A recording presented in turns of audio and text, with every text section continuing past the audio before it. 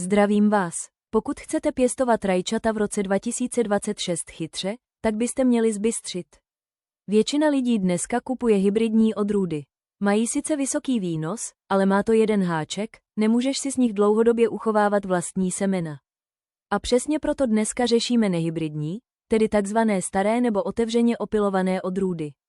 Ty ti totiž dávají svobodu. Vypěstuješ, sklidíš, vezmeš semena a jedeš znovu. Takže pojďme na top 5 nehybridních odrůd rajčat pro rok 2026. Na 5. místě je stupické polní rané. Tohle je česká klasika, která se pěstuje už desítky let. A není to náhoda, je extrémně raná, takže sklízíš mezi prvními. Navíc zvládá horší počasí, chladnější oblasti a obecně není moc náročná. Nevýhodou je, že plody jsou menší.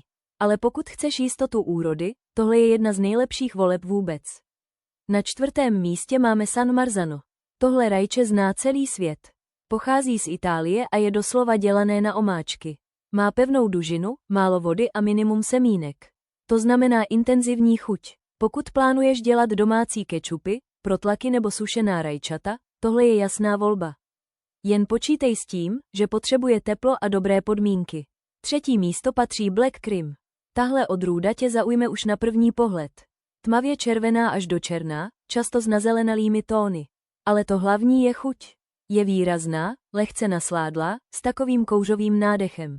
Není to úplně klasické rajče ze supermarketu. A právě proto je tak zajímavé. Na 2. místě máme Brandivin. Tohle je legenda mezi pěstiteli.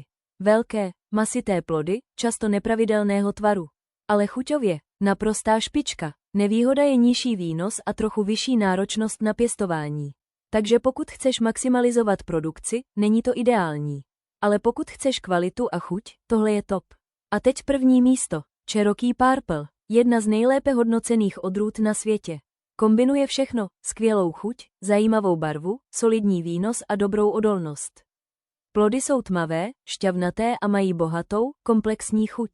Tohle není jen rajče, tohle je zážitek. A teď důležitá věc na závěr.